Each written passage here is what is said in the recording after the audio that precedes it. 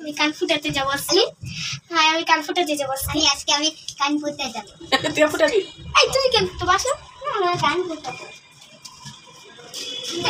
আসসালামু আলাইকুম, কেমন আছেন আপনারা সবাই? আশা করছি ভালো আছেন। আলহামদুলিল্লাহ আমিও ভালো আছি। তো এই ব্লগটি গতকাল সন্ধ্যা থেকে শুরু হয়েছে। তো বাকি নিয়ে যাচ্ছি পার্লারে কান ফুটানোর জন্যে। তো ওর এই কান ফুটানোটা স্মৃতি হিসাবে ধরে রাখার জন্য ভিডিওটি করা এবং আপনাদের সাথে শেয়ারও করা। তো কীভাবে ওর কানটা ফুটা করে ওর রিয়াকশনটা কেমন সেগুলাই ভিডিও করলাম, এবং ও যেন বড় হয়ে দেখতে পারে যে ও কীরকম করেছিল। ও খুব এক্সাইটেড কান ফুটা নিয়ে। তো যাই হোক, ভিডিওটা দেখতে থাকেন তাহলে বুঝবেন আসলে ও খুব আনন্দই পেয়েছে, তেমন একটা ব্যথা পায় নাই।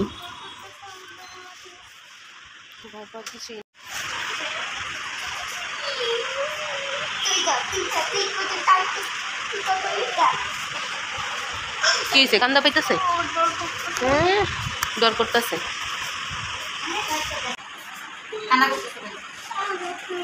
আল্লাহর নাম নাও, আল্লাহর নাম নাও। শক্ত হয়ে থাকো না।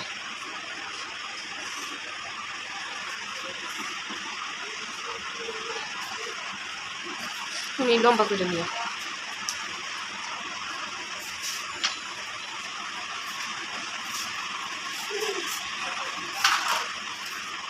আর দেখো দুটো সমানটা একটু নিয়ে দেখো।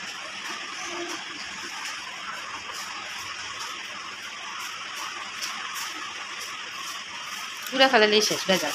ফুটানোর পরে তো আর এখানে আসতে হবে না, না বাসায় খুইলা ফোনে জিনিস করতে পারবে? এখানে নিয়ে আসতে হবে। আচ্ছা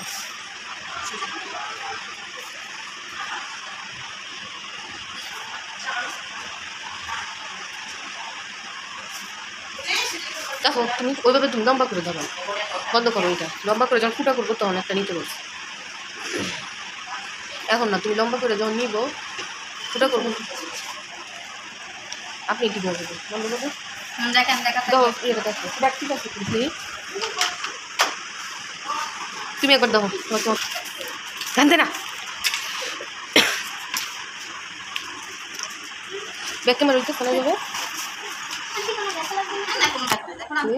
আমারটা ধরো, ওই সাইডে যাই, দাঁড়ো ওই সাইডে যাই। ভিডিও তো যাও, সোজা হোক, নাড়াচাড়া করবে না, ঠিক আছে? এই জন্য যাও, ওই পাশে যাও। শেষ হয়ে গেছে, হয়ে গেছে, শেষ শেষ। আর কান্না করতে হবে না। এরও পাতলা শেষ শেষ। আরেকটা হইলে শেষ। সুন্দর কানে পড়াতে কেমন লাগছে দেখি। ওই দেখো আমাদের পিছিয়ে কানে পড়ানো দেখো। ও আর কি পড়েছে? আর ও 2 বছর বয়সী। ওরে বাবা, মনে হচ্ছে মেয়ে মেয়ে সুন্দর সুন্দর। দেখি দেখি দেখি। এক সপ্তাহ পরে আর আপু অ্যালার্জি খাবারগুলো খাওয়াবেন না। আর কাল থেকে রসুন আর সরষের তেল আমরা গরম ঠান্ডা লাগলে যেভাবে বাচ্চাদের খাওয়াই দেব, রসুন গরম করে শেষ শেষ। বেশি খায়। এটা কি খাসো না? চিংড়ি মাছ, গরুর মাংস এগুলো খাবা না। এক পর্যন্ত এগুলো খাওয়া যাবে। তো যেই কাজের জন্য আসছিলাম সেই কাজটা হয়ে গেছে। ওর কান পুরানো হয়ে গেছে। ও তো ব্যথা পাইছে, ঢঙ্গ করতেছে, তবে আলহামদুলিল্লাহ ওর কাজটা হয়ে গেছে। ও খুশি।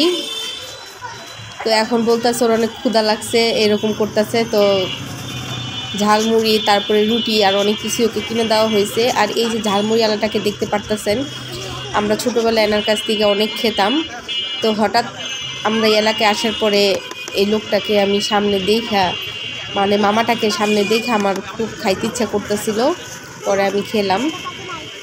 আসলে ওনার ঝালমুড়ির খুব মজা ছিল আগে, তবে এখন আমার কাছে টেস্টটা সে আগের মতো আর লাগলো না। এখন আমার মুখে রুচির পরিবর্তন হয়েছে না ওনার ঝালমুড়ি পরিবর্তন হয়েছে কিছু বুঝলাম না। তো যাই হোক, অনেক বছর পর ওনার ঝালমুড়িটা খাইছি, অনেক ভালো লাগছে। তো ঝালমুড়ি খাওয়ার পরে বাসায় চলে গেছি। বাসায় যেয়ে ওর কানটা ভালোভাবে দেখলাম। তারপর কেমন আলিফ? আমি কান ফুটে আসছি, আমার ব্যথা লাগছিল। এদিকে আসো।